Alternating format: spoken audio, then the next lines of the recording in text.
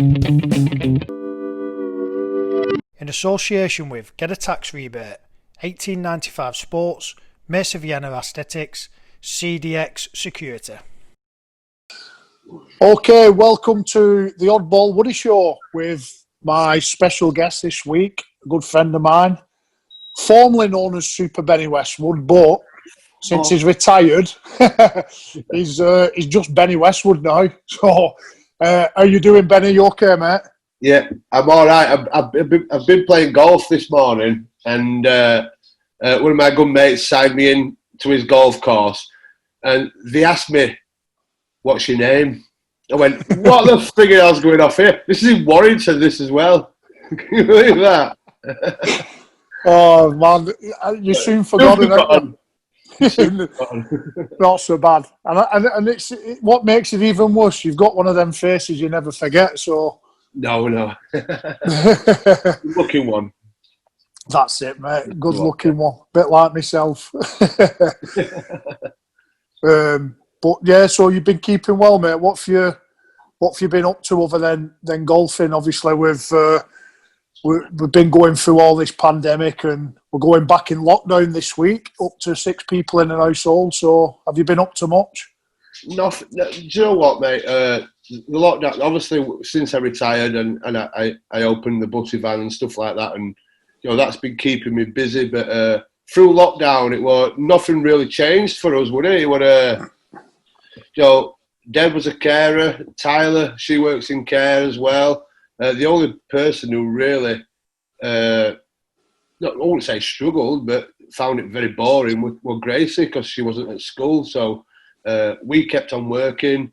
The family kept on working. So nothing really changed for us in our household. It is struggling times. I'm sure there's other people out there who have struggled through it. But from our point of view, it's been all right. And the butty van did really well. So because nothing else was open, everything was closed, so people were coming to us. So we embraced it, and it was all right. It was good. Yeah, I mean, we'll touch on your new career as well as other stuff that you're doing within the Warrington Wolves. But and that's something that you've got to do now. You've retired from rugby, and we'll touch on that later. But first of all, just tell us a little bit about you, Benny, about where you grew up and what it was like growing up as a kid. Obviously from Wake in Normanton. So tell us what it was like down there. Up the needs, as Wagger would say. Normanton's a little town in between Wakefield and Castleford. So I had a Wakefield telephone number, and I had a Castleford. I played for Castleford School, so at rugby. So that's how close it was together. But we lived on a little estate called. I lived in a little town called in Altofts, which was just outside of Normanton, a little village, which was classed as probably the posher part of Normanton and Altofts. But it was good. We had a good upbringing. Me and my brother. We loved rugby. We played rugby from a young age. We used to play against each other. But yeah, Normanton was just it's known for, let's say, it's been it's a bit rough. It's very rough around that area, especially where we ended up moving in. When we got to about 5 or 6 years old, it was a rough town to live in. But we didn't know any different. It was just normal for us. But looking back now, and when I go back and visit now, and I think, do we actually get brought up in this environment? But it was. But it was nothing that we didn't know about. It was just normal for us. Do you think growing up around that background sort of give you a bit of inspiration to sort of want to succeed in give you a bit more drive to succeed and have the things that you never had as a kid? Yeah, and in Normanton, it's a massive rugby town. You either played rugby or you went the other way. You went the other way and you did the drinking and the drugs and stuff like that. I chose rugby, and I'm glad I did. To be fair, it was. To be fair though, Benny, you did a fair bit of drinking when you was playing rugby as well. Hey, we all like to drink. You know, I'm sure that we're inbred in us, I suppose, where we come from. But no, I chose the other way. Let's. I'm not going away from the fact that it was a rough upbringing. But we didn't know any different. It's a rugby town, and you either played rugby or you were nicking bikes or doing stuff. But I know I meddled in a little bit of both. But in the end, I chose rugby as a get out thing. But it was good. This is one of the things that I like touching on with most guests. Most guests that we've had on, I won't say I can't think of one off the top of my head that's had a privileged background. Pretty much everybody's come on here and said, we come from a working class background. We got the bare minimum, and they sort of come to a crossroads, and they took one path or another, and you took the path where. The right path for you, rugby league. Obviously, you've had an outstanding career, but as a young lad, and I can relate to what you're saying. Being a Wigan lad, you either played rugby. For someone like me, anyway, you either played rugby or you went down that wrong path. But what were your aspirations once? When you was younger, what was your aspirations if you were going to become a rugby player? If I wasn't going to become a rugby player, well. My dad was a bricklayer, so when I left school, I wasn't signed on with anybody at the time. I played rugby from 10 years old up to now, really. But when it came to 16 and 17, when everybody were getting scholarships, and I didn't have one, so I went to college. I went to college. I tried to go to college, but I did the practical stuff and. I went to be a bricklayer with my dad, and he set me on as an apprentice, and it went from there. And it was good to get a trade behind you back then. But it's not back then. It wasn't like it's now. You sign a scholarship and you go to, like for Warrington Wolves, they send you to school and they want you to get some kind of trade or some kind of qualifications like that. It wasn't like that back then, so we had to do it off our own back. I lasted about a year. I was 17, and then my dad sacked me. He sacked me for a good reason. I think looking back now, it probably was one of the best things that he ever did, because then I went to Wakefield and I ended up in an apprenticeship there, cleaning the stadiums and stuff. But at the same time, I got to be able to train with the first team and stuff, so my game just evolved as then. But it was tough times. Would I have been a bricklayer back now? Probably yes. I probably would have been a bricklayer now. I probably would have gone through it and gone through with that. But I'm so glad that my dad sacked me. For the one reason he sacked me is what he says now, and it makes me laugh when he says it. I was sick of you sitting on the end of the scaffolding, dangling your legs. That's what he said. I was a little bit of a lazy get, I was, but I'm so glad he did, because obviously I got the career and the life that I always wanted. Even going from school, I've got school reports here. Saying he needs to stop concentrating on rugby and start concentrating on his maths and his English, but that's all I ever wanted to do. I always ever wanted to be a rugby player, and I'm thankful that I got that opportunity. Yeah, there's a few things that I picked up on. Is one, when your dad said that you're lazy, because I know as a rugby player that you're not lazy. You know what I mean? So the two comparisons, I suppose, when you're doing your passion, then you have that drive, you have that motivation. You don't want to be lazy because you want to succeed. But when you're doing something just for the sake of doing something, then you generally can be lazy. You don't have the attitude, do you? Yeah, it gets boring, doesn't it? It gets boring. But go on. No, I was just going to say as well, mate. We came through similar time, and the youngsters today coming through. I think what you touched on in the terms that now they get a scholarship and, they go straight into a rugby environment. for me, I'd like to see the kids getting work experience, doing work experience, examining what it's like to actually work for a living. Because I'll be honest, I've found it a struggle to go from rugby league to a working environment. It's been a big, big culture change, and I think the youngsters need that before they go into a professional environment.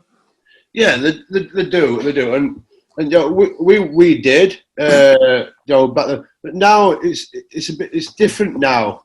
It's how can I put it now? Everything's changed. From when we were coming through, like I went to Wakefield, and I was on something like £500 a year, I think it was. I got something around that era, that figure. But I had to clean boots. I had to clean stadiums after games. I had to mop the floors, mop the changing rooms after every game. I had to put all the protein shakes out and stuff like that. And that really put us in good stead, because it kind of put us in our place. We wasn't allowed to sit on tables where people like Gary Price, Tony Kemp, and them kind of players that were sat. We weren't allowed to sit with them, and it kind of put you in your place of where you belonged in the team. And I think it puts you in good stead that you had to earn your stripes. And I know these days that there's talks, people. How can I put it? They want everybody to be as one, and they want young ones to talk to older ones, and that, and that's how it goes. But back then, it was very, very, very different, and you kind of respected your elders a little bit more than what you do now. Yeah, so I get the fact that that teams need to be one, and we want older players speaking to younger and vice versa and stuff. But I think there's a value in sort of having an hierarchy in the changing rooms. When the first teamers are sat in specific spots, then that's their space, and youngsters shouldn't come in and and take that position and let they've got to work and fight for it. And I think you're right. It puts you in good stead when you're cleaning the stadium. My job was to go around and teach the school kids and do community work, but it makes you value. Yeah, it makes you value the importance of being a professional rugby player. Do you think there's a little bit more cockiness now with the youngsters coming through? Yes, very much so. Yeah.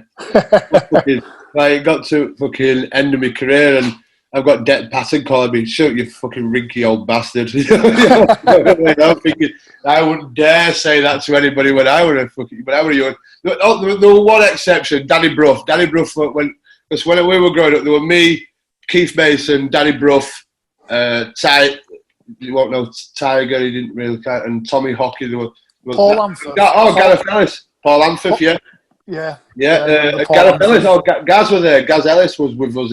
We were the apprentices.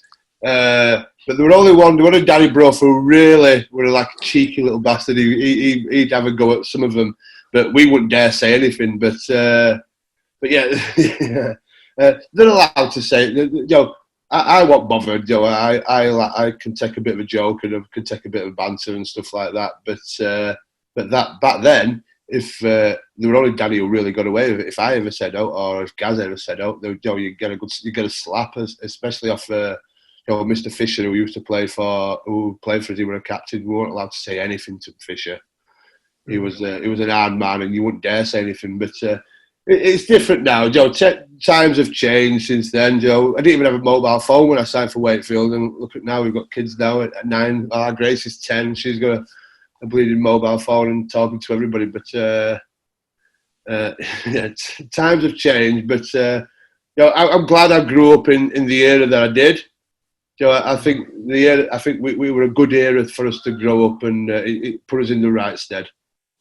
Yeah, definitely. I mean, my question to you is, though, why did you not slap Dec Patton? If you'd have got a slap when you was younger, why did you not slap Dec Patton? He's been mate, and I know. I look after him. I try to look after the young ones anyway.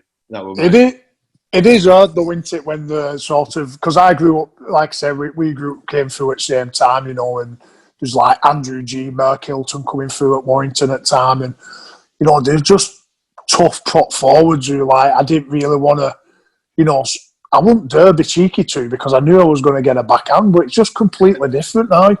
Did you get a slap once? Yeah, to where an Nico slapped me, yeah. Well, see, Tuara Nico, he was my hero.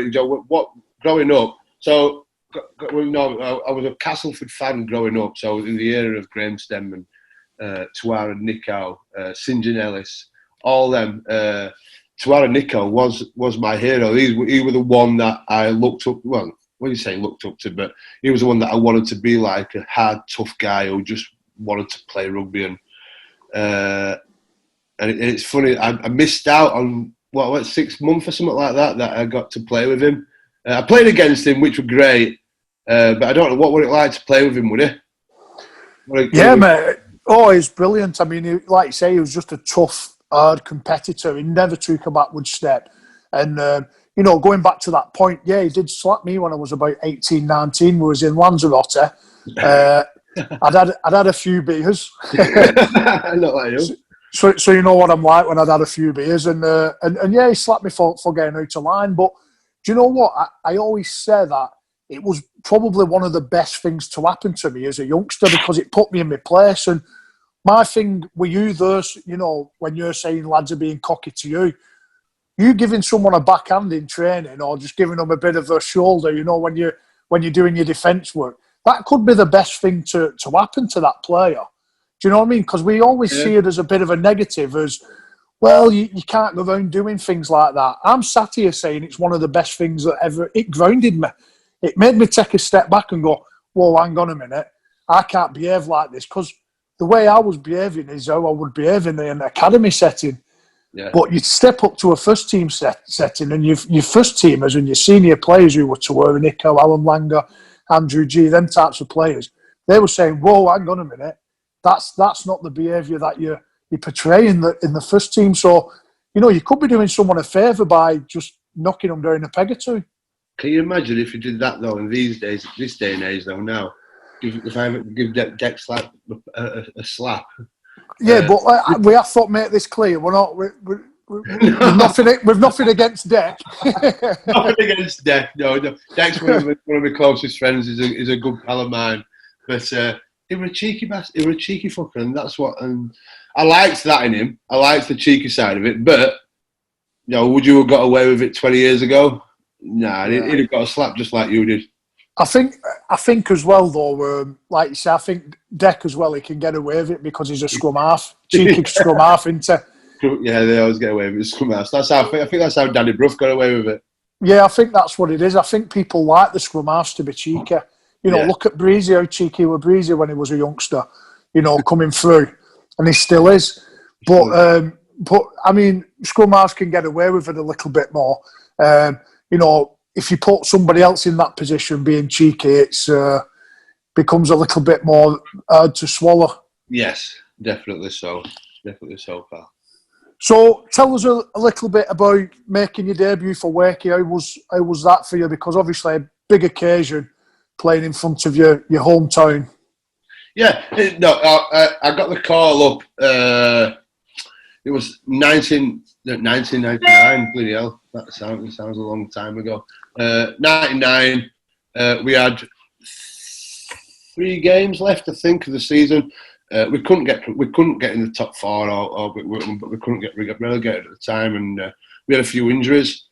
And we were Gateshead away. I got the call up. He said, "You're on the bench." Buzzing. I were over at Moon. My mum were over at Moon, but I went out the week. He told me on the Monday. I ended up going out to my mate's house and had a few beers on a Monday night. I shaved my head, full on bare blade. My mum started crying, saying, "You're going to be on TV, or you're going to be this and that, and fucking you're making your debut looking like a bit of a twat, really." And I did look a twat, but no, it was brilliant. I got on for about 25 minutes towards the end. I came on. My first involvement in professional in the first team. Dion Bird intercepted one of my passes, so I got the ball, passed it, and Dion Bird ran the length of the field. Now it was 50-0 at the time, we all got behind the sticks. Martin Masella, Tony Kemp was playing, and then Tony Kemp was one of my heroes. Well, watching him grow up, so it was great to be able to play with him. And he went, Benny, you just fucking lost us the fucking game with that stupid pass, you little twat.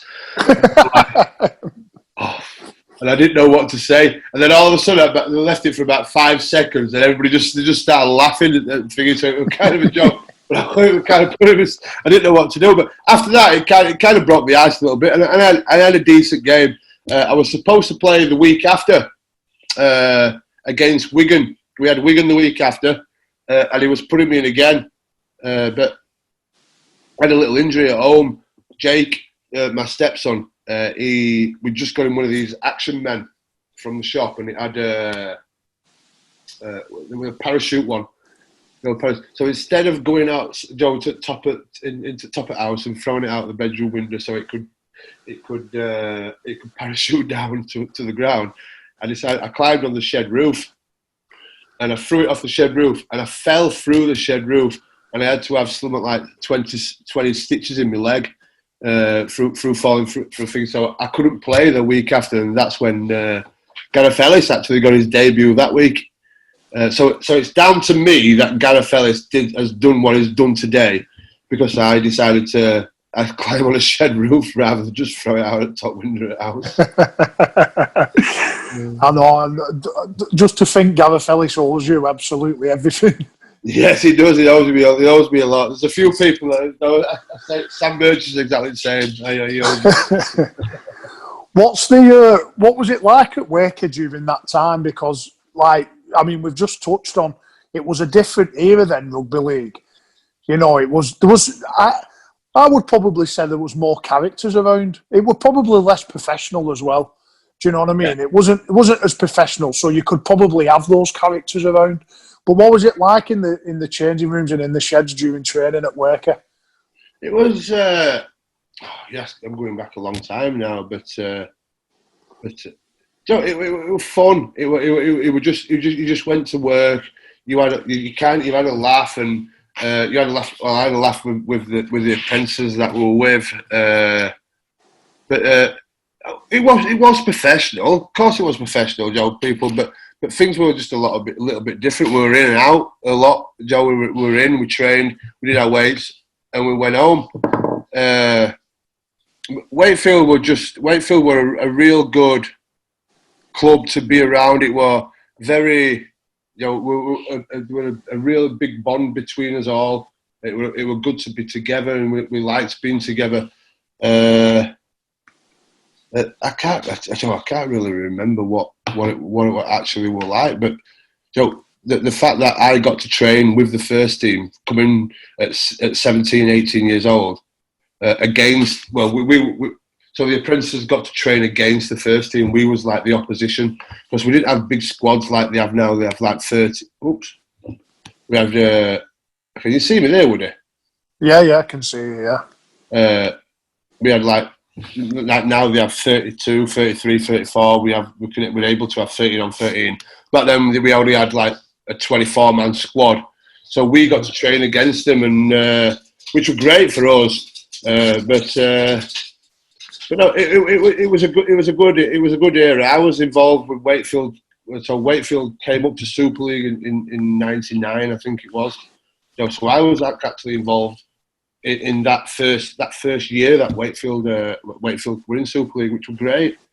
But yeah, I have a lot of fond memories from Wakefield, and it really put me on a good stepping stone towards to what happened later on in my career.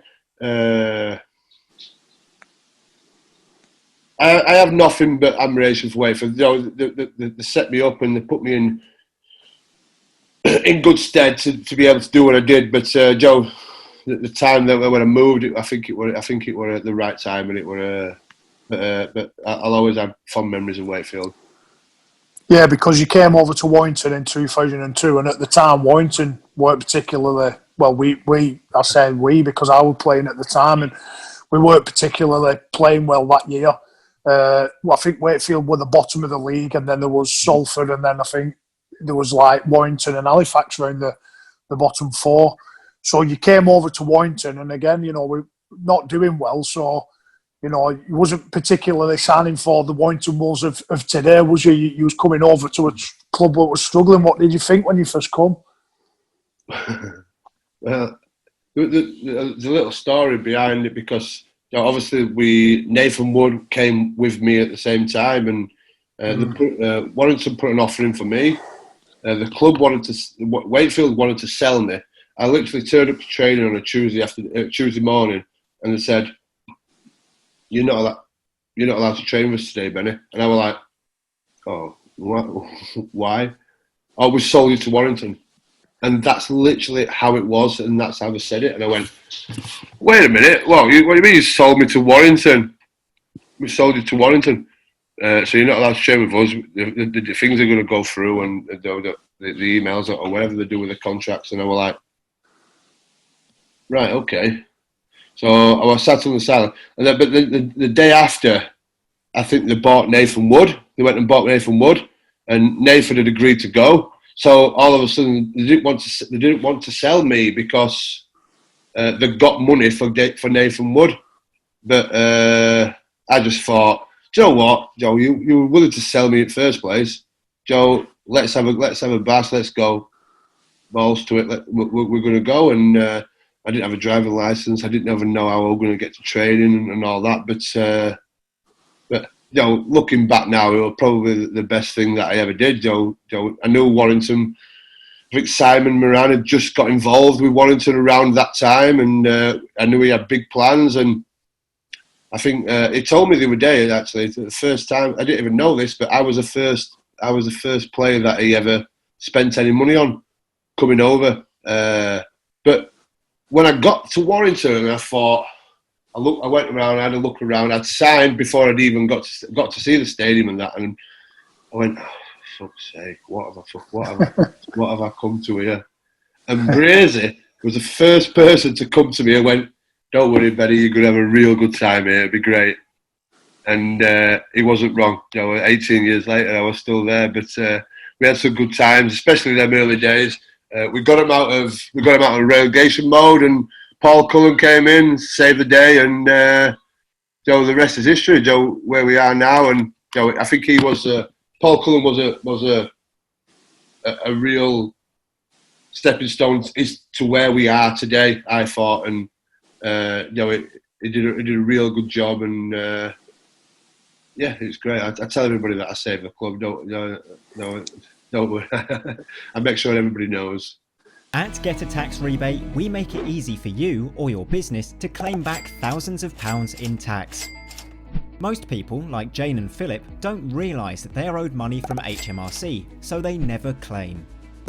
All you need to do is fill out a simple form on our website and we'll do the rest.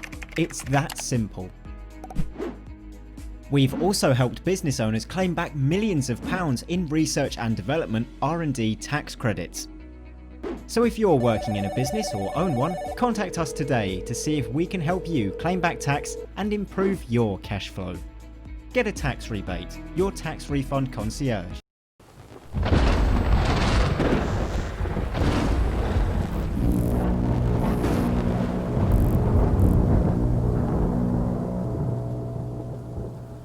(1895) Sports and State of Mind, the ultimate lineup. Macy Vienna Aesthetics, based in Wigan.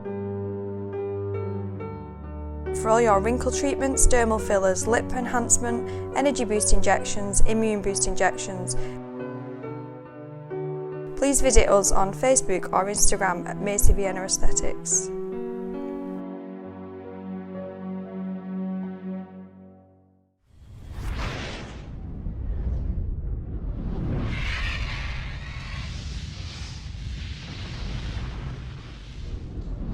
CDX Security, proudly supporting Rugby League. I remember when you signed, and the first game away we played London Broncos on the road over in Toulouse. and you didn't speak to anyone. You was just sat on the back of the coach because you had tonsillitis. and at that time, I was playing back row and you was playing centre, so we was playing next to each other. Unfortunately, we got beat, but like you said, that year we still had some fun, didn't we? We did. I had a big thought. I had to travel over with Big Fog, and he wouldn't speak to me because I had tonsillitis either. It's coronavirus. They were like a corona, but no, it was. It was a good year. 2002, when we got saved, and especially 2003 were a great year for Warrington. Yeah. Our last game at Wheelerspool and our last year at Wheelerspool, so to say, we got in the top 6 for the first time ever, and a lot of that were down to the man himself, Mr. Paul Cullen, who were fantastic for us, weren't he? Yeah. Do you know what, Benny? I think even I've said this before, but even looking at winning Challenge Cup and playing in a couple of grand finals, and probably 2003 was my most enjoyable year playing rugby because, I was still a young lad. I was about 20 years of age, and we got into the top 6 playoffs. There was like a bit of a transition within the club, enjoyed having Cull round. He'd brought some guys in, Mike Wainwright brought Ian Sibbett back, and just a really good, I felt like that was a really, really strong knit team, that 2003 squad. It was definitely, yeah, definitely. I was still in the centres then, in the wing there back then. I can remember I broke my leg after round 5 in 2003, and I didn't come back till the last 6 or 7 games. So I missed the majority of 2003. But Nathan Wood were a massive part of what of the close knit team that we had. He was a great guy to be around, and he really fetched us together. I think on a personal level. But 2003 were a fantastic year for us. That last game at Wheelerspool against Wakefield were one of my highlights of my career. Really, when people say to you, "Is there any certain games that stand out?"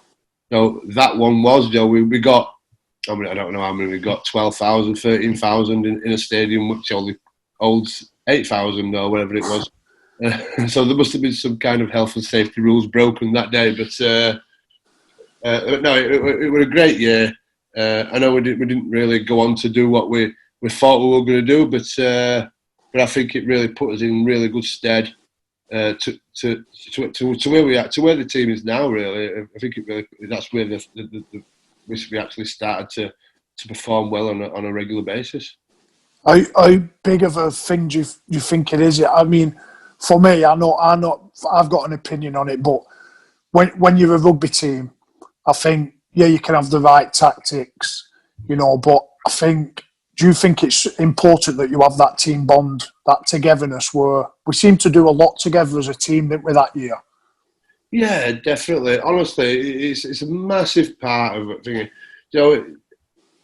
Rugby's, the people's like when you're in the army and the people like they do the training, they have that bond that they're going to die for each other in the army. It's kind of similar in rugby league, Joe. So if I always my thought process before around everything, if you were inside me, if Woody was to miss that tackle, I'm going to make it for him. If Brazier's going to miss a tackle, which he did on a regular occasion, so I'm going to cover for him, and you need that from 1 to 13, and it plays a massive part, Joe. But having a full team who are willing to work hard, wanting to win, I'd rather have that over just skill any day of the week. Yeah, I think we've seen it as well as both as players. I think that we've been involved in teams where the squad's sort of meant to have improved on paper each year, and probably we've lost a little bit of that togetherness, and it's been more detrimental to the team losing that than it has improving us on a skill base. I think bringing the right players in. What I'm trying to say is, bringing the right players in with the right personalities to match other people. Can be a fine line, really, can't it, for a coach to do that? And it can. Like you touched on Wedge when he fetched Wedge, and we were He worked hard, but he were good around players. He were good around people. When Tony Smith took over in 2008, you can see that he got rid of a few people that he felt that wasn't good around the team, and they went and he fetched people that what were good in it, and that's what team's about. You've got to have the right people in the right positions and in the right places at the right time. They say you can have a player who's kind of cancerous and stuff, who's negative and stuff like that. It doesn't work. It doesn't work in rugby league. You need positive people. You need people who are going to come and go do a job for you, and people that you can rely on, and that's what rugby's all about. Yeah, I think you like you said, Tony got rid of, swapped and changed a few people, and probably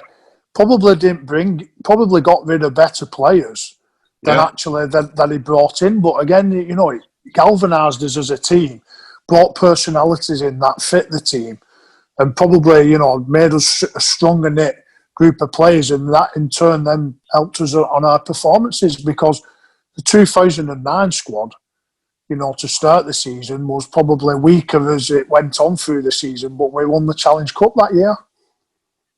Yeah, we did, and I think 2000. Did we lose 5 on the bounce early on? 6 or 7 on the bounce early on in the season. We just put a little bit of an emphasis on the Challenge Cup when Tony came in. Tony knew it was going to take time for us to be able to play to the way that he wanted us to play. But put a massive emphasis on the Challenge Cup. Unfortunately, we went on and be able to do what we did. But the year after, he got rid of Martin Gleeson, ended up going. There were a few players that ended up going, and he just fetched some of the right people in who were willing to work hard, willing to play to his style, and it worked out for us. To be fair, it were good. Smithy were a great coach. You can see what he's doing now with Hull KR. You can see that he wants people to play, and he wants players to play to the best of their ability. And he did that with us. We had some very skillful players who were able to play his style, and I think that's where a lot of the success came from. Yeah, and I think the thing with Tony is he knows that you've got to enjoy it. You've got to bounce when you're coming into training every day. You've got to enjoy the style of play. I think when you've got a team of certain personalities, and you've got to find a way in what these type of players, how they want to play. And you touched on there. Martin Gleeson left Warrington. That's not to say Martin Gleeson's not got the work ethic or the skill. It's just that he didn't fit into that group of players at that specific time. Richie Mathers came in and was an absolute gem and a great fit for Warrington, and the character that he had was very uplifting, wasn't it? And you know what Richie's like, nothing can break us when we're training and stuff. So Tony would give us extra hills. Yeah, I don't know if you remember that, but that was heartbreaking. That because we went to all hills. I think it was 1 December just before Christmas. It was about -3. We'd done about 10 hills, and there was absolute agony. All the lads were hanging out their arse, and Richie Mathers is at the front going, "Unbreakable, unbreakable." So Tony said, "Right, give them 2 more." I remember us walking down hill saying, "Fuck me, we're broke." Richard, shut the fuck up, will you? I remember that time. We were at Witherspoon. We had to do every line. So every single try that when he first came in, he brought a rule in that every try that we let in, we had to do a 2-minute drill of down and up on every line. I think we let something like 8 in against Catalans that week, and Richie was just going, "You're not going to break us. You're not going to do it." And we were like, "Shut up, Richie." We ended up doing about 20. But when Richie came in, he were a breath of fresh air. He had that enthusiasm around him, that love that when people saw him, they kind of buzzed off him. And I think he was a great addition to our squad, and definitely helped in the progress that we did over the years that took a couple of years that he was there. Yeah, I mean, I don't know about you, Benny, but I mean, for me, Tony he set very, very high standards, didn't he? Yeah. I know one of the things what's always stuck with me is during the off-season, pre-season, when we're coming off the off-season, during pre-season we would set targets. And one of Tony's targets was always we would go the season unbeaten. Yeah. And I think that he liked to set the bar very, very high. And, you know, you look at the way that people set goals now and they say, it's got to be, it's got to be realistic and it's got to be attainable and stuff like that. But he seemed to set the bar that big, and he had a really good knack for me to making it sound like the impossible could become possible.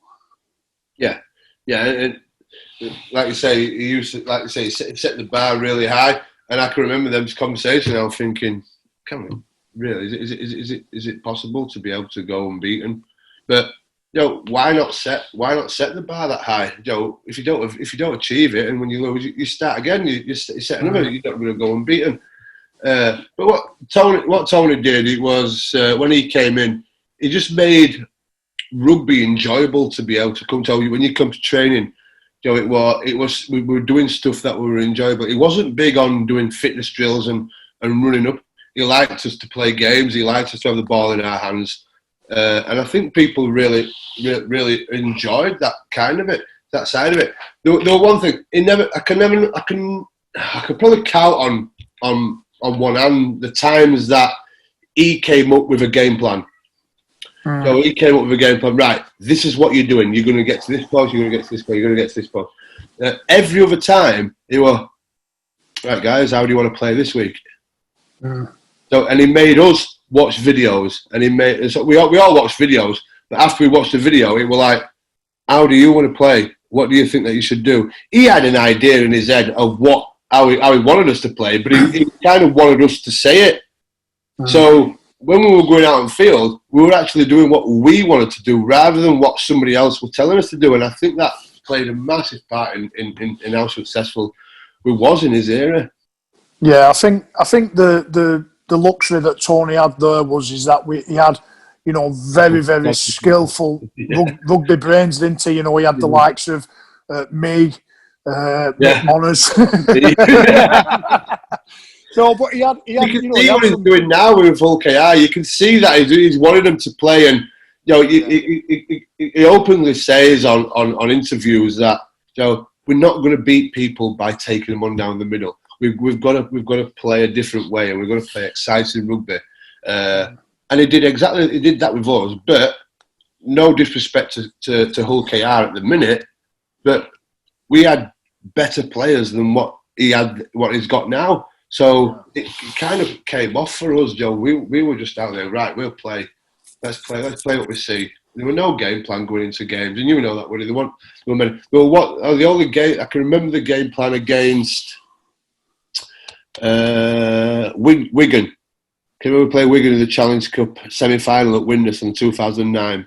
Yeah. The game plan, and I think Get Palliasina, yeah. Get at Palliasina and Stuart Field, and let's just hammer him. And he didn't start the game, did he? Put him up bench, so he didn't know what to do. that first 20 minutes, but as soon as they came on, Mick Monners, bang, we were going to Palliasina. That's one of the game plans that really stands out. Challenge Cup final, I think we played Huddersfield. He came up with a few trick plays, kicking on first tackle across to Chris Riley, if you can remember, off the kick-off, we got it and we just kicked it straight over to Chris Riley. A few little things, but they're only very few. So Smithy kind of wanted us to play how we wanted to play, and it was we played how he wanted us to play, but in the same sense, it was kind of us who were making decisions on how we would play, if you know what I mean. Yeah, and I'm a big believer in, again, just sort of something Tony used to say is that no matter what your game plan will be this week, if every single person on that field and on the subs bench executes that game plan to the best of their ability, and every single person is on board, you will win that game, regardless if it's wrong. If it's wrong, you won't win it by as many points, but you'll still win the game. You know, and I'm a big believer in that, you know, we didn't get it right every single week, but I just think that we had a team that everyone was on board with it. You know, the buy-in was phenomenal. Yeah, and we had some really some really good senior players in that era as well. With Mick Monaghan, who used to come up with these game plans. Brazy were always involved, and Big Moz. Big Moz, yeah. He didn't really say very much. Did Big Moz? He led by his actions. Did Big Moz? But can you remember that another game plan that Smithy came up with? Springs to mind is when we played London Broncos. Can you remember London Broncos? Yeah, I do. Yeah. I can't remember what the hook was. Was it Chad Randall? Chad Randall, yeah. Let's just run at Chad Randall all game. And I think he made something like 90 tackles in one game, and he ended up on the wing in some part of the game because he was trying to get hide. And we had wingers and centres just running at him and running at him and running at him. So Tony had that kind of aura of him that when he said something, we kind of we did it, and we did it to the best of our ability, to a point where Chad Randall was on a wing. We had wingers running at him just so he couldn't get away from tackling. Yeah, I remember that. Yeah, we ended up winning about 8-0, didn't we? We did, yeah, mate. We absolutely smashed them. It was the first Super League game of the season, that actually, and it was at Halliwell Jones. And I remember the build-up to that week. There's not many things I can remember, but I actually remember this. I remember silly things. Yeah. And I remember Breezy and Tony having words about the game plan, saying, this game plan's fucking shite. It's under 10 stuff. And Tony said, just do it. Just run at him, and we'll win the game. And anyway, Breezy was obviously proved wrong on that one because he thought it was going to be a closer game than it was. But yeah, I do remember that game because I had a blinder. 10 offloads, I think I did that game. 10 offloads, 8-0, yeah. Mate, we had some good times at Warrington under Tony. You know, a couple of grand finals, league leaders, and some Challenge Cup success. And obviously, Tony left Warrington. His time come to an end. But I've obviously never worked with Steve Price. I've met him a few times around the stadium on game day and at a few functions. But what's Steve Price like as a coach? Yeah, you know what? He's a top bloke. He really is. He's come in. He likes this the unity and getting everybody together. I think it's more based on defensive. He's come from a defensive background, but I think he's. I was saying today to a few people, like the way that Tony wants us to play, will win us certain games. Winning grand finals.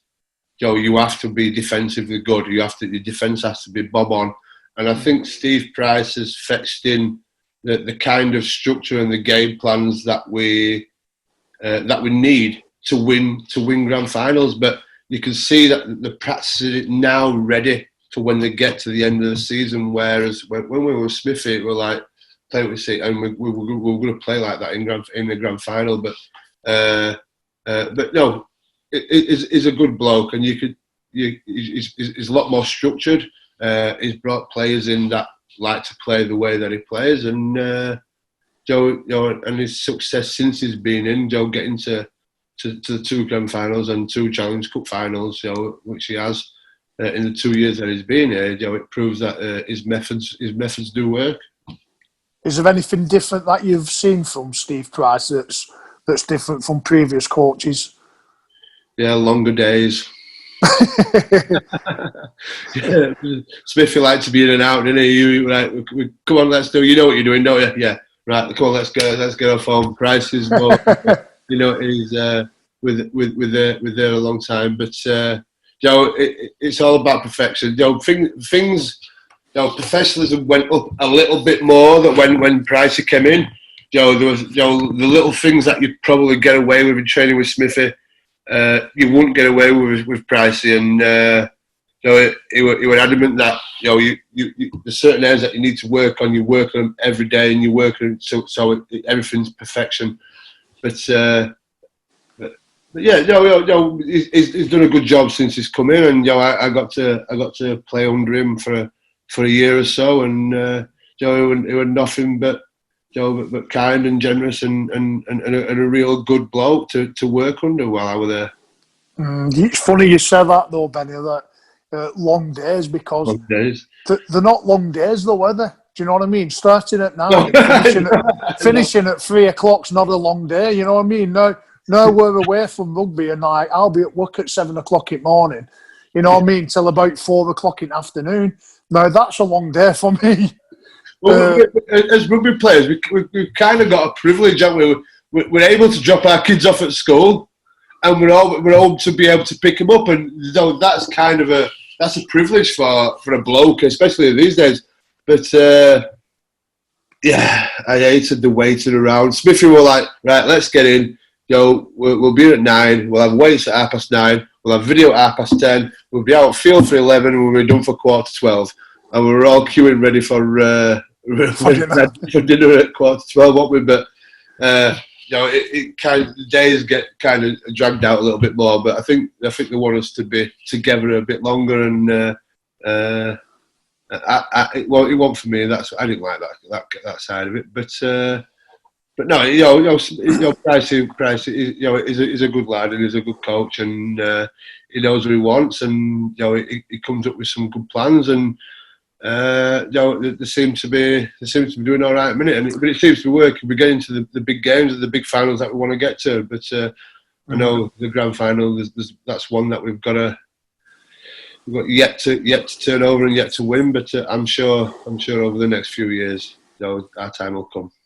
Do you not think though that you don't like the longer days just because of where you were in your career? Because as an 18-year-old, 19-year-old, you possibly wouldn't mind it, but at the end of the day, Benny, you're 39 now. You'd have been 38 last year. Yeah. So when you're 38 and you've done all that tough, hard slog, do you not think that's probably why you're not too keen on the long days? Probably. I just didn't like training at all. Anyway, training wasn't for me. No. When I got older, as the older into the 34, 35 kind of the stage of my career, I felt that I needed to train harder to be able to keep up with some of these youngsters to come through. So, Price coming in, and when he did, it was a good thing. And I can remember when he first came in, he went, I know you're 30, I think we're 30, I know you're 37. And you're always there, but I need you to break your body. I need you to go to that point where you feel as though you can't go anymore. And that's one of the first conversations that we had.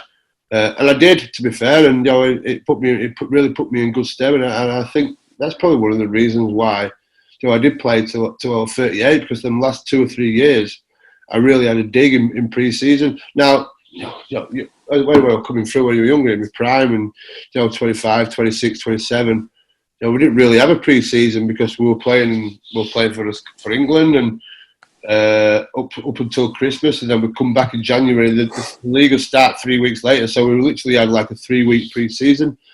So when people say to me, "You didn't like training," it wasn't the fact that I didn't like training.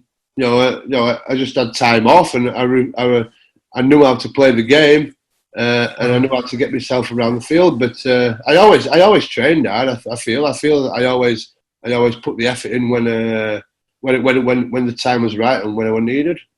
Yeah, 100%. On the touching on your retirement now, how did you feel when your time come to an end? I know you're finding it now that you're transitioning. Yeah, it was tough. It was a tough time, I think, and obviously I announced my retirement. I didn't want to retire. I really didn't want to, but I think it were a good time to do it. I'm 39 now, so imagine me still playing now. I know Gareth's still doing it now, but it was tough. I struggled at the time, and I think the decision came when I didn't get picked for one of the games for the first time in my career, or from what I can remember, is that he didn't pick me and it wasn't because I'd done something wrong or I've had a bad game. I just think it was because there were people better than me there, and that hurt. That was tough to take, and that's when I decided that the time was up. As time went on, I still wasn't playing. There was a few. There was some, I won't say dark times, but there were times when I think there was a stage of 3 or 4 weeks where I just burst out crying on my way home in car. And it was weird because I just wanted to play, and I knew that I couldn't because there were people better than me, and I found it quite hard to take. But when the day finally came and I'd played my last game, it was weird because we lost to Castleford. Deb was working on nights that night, so I came home and I was just sat in my conservatory watching Emmerdale from what I'd taped on a Friday. I was sat there with a cup of tea. Everybody were out on Man Monday, went out on Man Monday, and I came home and I was just sat watching as if like it was just a normal game, and I was just sat there with my cup of tea watching Emmerdale, and I was like, oh, for fuck's sake.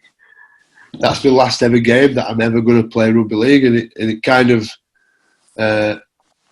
it was tough. It was tough. You ask people, say, I've asked people, do you miss playing rugby? And I've, Braze is one of them. Nah, I do not miss it. He's gone into coaching and now he's gone into that side of it, but I don't believe truly that they don't miss it. I miss playing now. I wish I could still play, but I'm at an age where my body won't let me, and I've got to get over it. But do I miss it? Of course, I miss it. I miss my mates more than anything. I've gone from going to work with 30 of my bestest mates to nothing, to be sat home and give them a ring now and again. It's they're the things that I miss. Do I miss playing? I miss playing a little bit. I watch the games and I think I still feel as though I could do it, but that's just me, and that's just the competitiveness that we probably have as rugby players, that we still think we can do it, and I'll probably still think that at 50 and 60 years old that I can do it, but I do miss it. I miss the boys terribly, and but you get over it. Life goes on, and I'm lucky enough to be involved still at the club in some capacity, and I get to see him that way. Furlough's been a great help, I think, to get over the rugby side of it, because we hadn't really seen it for 3 or 4 months on telly. So I think that helped me. Do you know what I think? Just going back on what you said there about players saying that they don't miss playing. There's only specific games that I miss playing. I mean, it's strange for myself. Like this time of year now, it always takes me back. You always get this like euphoric recall of playoff rugby, because it's sort of getting dark at nights. It's a bit colder when you get up in the morning. There's dew on the grass. The conditions are changing, and it always reminds me of playoff rugby. And there's certain games that I miss. I miss playing Wigan at DW or Wigan at Halliwell Jones, and the big games.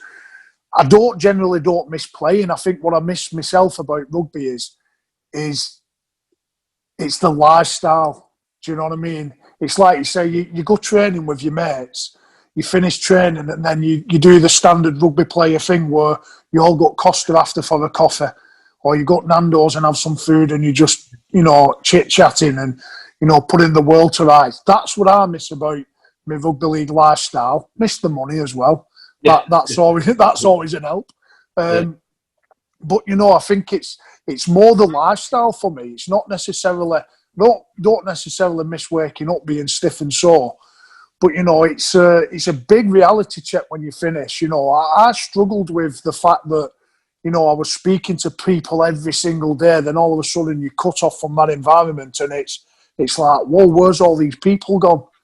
Do you know what I mean? And life takes over. You're not speaking to them every day. Yeah, it's the little things. It's the little things like Bennie Westwood been removed from the WhatsApp group. It was like, fucking hell, has it gone that quick? It's gone.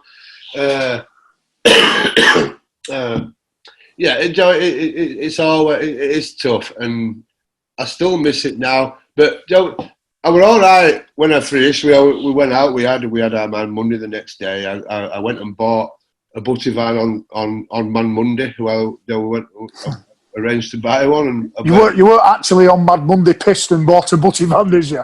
Yes, I was, yeah. I was on my way. I went, there's a butty van here. Should we buy one? She went, yeah. I went, right, okay. Rang both up and right, well, I will come and see it tomorrow or day after. And we ended up buying it. But I was all right because pre-season, nobody likes pre-season. Well, I don't miss them. I didn't miss the pre-season. I was all right, but I was working and the fixtures came out. Oh no, the squad numbers came out first, and I didn't see my name on the squad number. I was like, oh God, oh no, it's gone. And then the fixtures came out. The first two games we had, Saints and Wigan, the two derbies, and I was all right. And I was working on the days there, and I was like, oh, really could do with playing in this. We had Wakefield away at 3:00 on a Sunday afternoon, and on the third game, and I thought, nah, I'm all right. I don't really need to play. I'm not too bad. So, but no, yeah, I'm all right, Joe. I do, like I say, I do miss it, but it's part of life, and you just got to get on with it and move on to new things.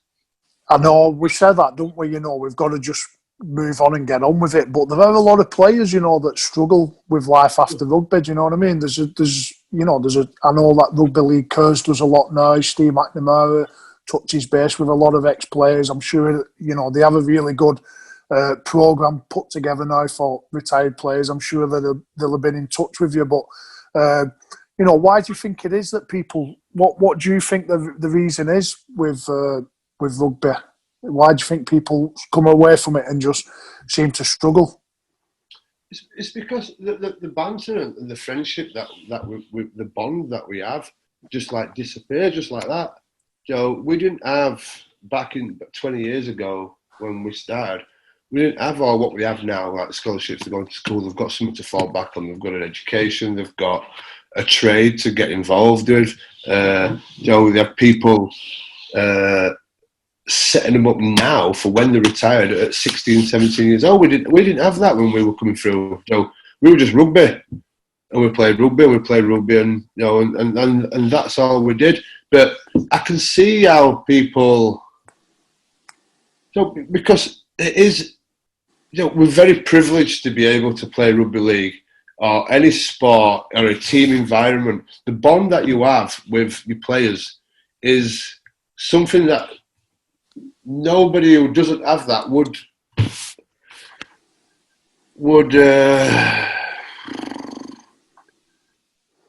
you know what I mean?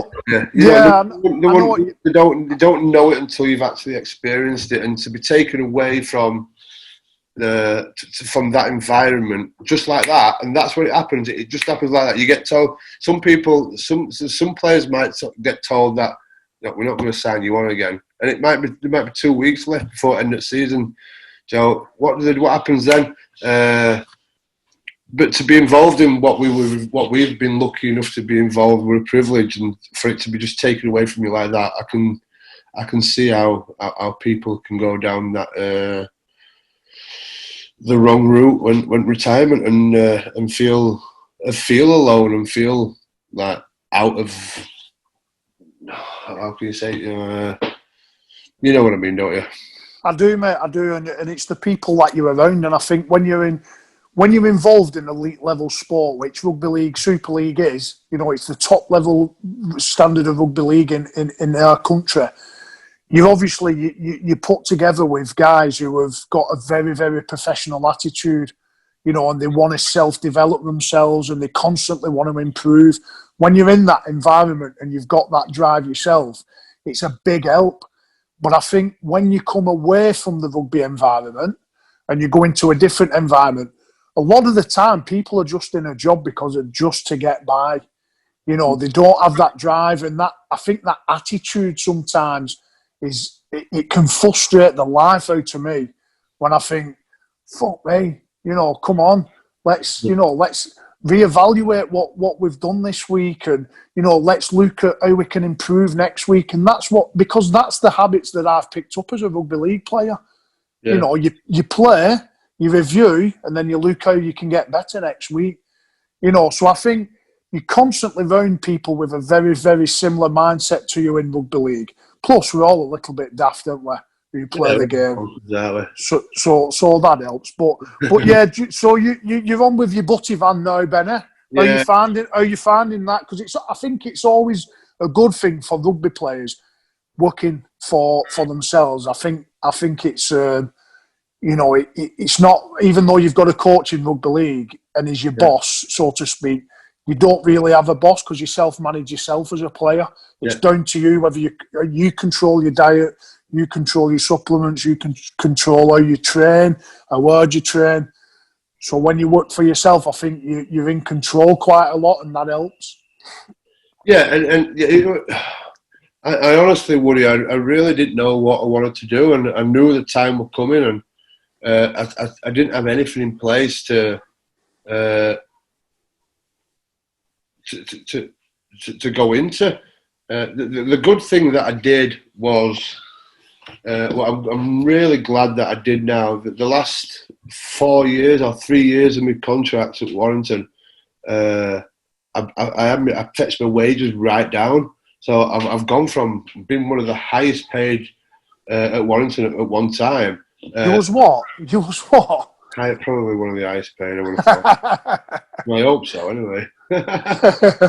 But what I did, I fetched it down I fetched it down 50%, and then the year after I fetched it down another 50%, and it put me in a real good stead for retirement. So I was kind of living off what's a normal wage. I don't even know what a normal wage is, Joe, but I kind of got to grips with living off a normal wage. So I always knew that there was a little job at Warrington after. As the ambassador, Joe, they promised that they were going to be involved. It's 1 day a week, Joe. We can't live off it. So I always, Woody, I always said that I'd love to have a butty van somewhere. The plan was to have a butty van and a couple of butty vans with other people running it for me, and me sitting back and being the boss and all that, and thinking, but it hadn't quite worked out like that so far. But I enjoy doing it. It's I kind of get that banter sometimes that I miss from rugby with the punters that I've got, Joe. We have where I am. There's a lot of Scousers that work around that area, and they come and they don't really know anything about rugby, so they didn't know who I was at the time. Yeah, we've got fans that come and they want to talk about rugby, but in general, they just come and want to talk about shit. Do you know what I mean? And not rugby, which I love and I get. And once they found out who I was, they started Googling and stuff like that, and they kind of got thinking. But it's just, we have that, you kind of get that banter then between your customers and your regulars that come, and it doesn't substitute what we had, because at rugby they're your bestest mates, and but it helps, Joe, that we can talk about stuff away from rugby, Joe, and normal life, and I enjoy it. It's doing all right at the minute. It's we've got a great little spot with a bit of, I had a bit of help, and it's and I've got some good workers who are working for us now. So who would have thought, Super Benny, entrepreneur, I call myself. Michelin chef. Mitchell. Who's Mitchell? Michelin star chef here with burgers. No, yeah, I make my own burgers. They're good. Good. Awesome, that, Benny. Mate, I think that'll wrap us up, mate. It's been good chatting to you. Okay. I said last week to Dave, who does the editing, I want these podcasts to sort of just be like a conversation that I'm having in a coffee shop with the guests, and felt like it's run like that. It's been more of a conversation than an interview. So, I think it'll go down well. It's been a good insight, mate, into you. So thanks very much, mate. Cheers, pal. No worries, mate. Anytime. And I'll speak to you in a week. Okay, then, matey. All right, Benny. Cheers, mate. I'm off to bed now. See you later. That is. See you, mate. Bye-bye. Norminton.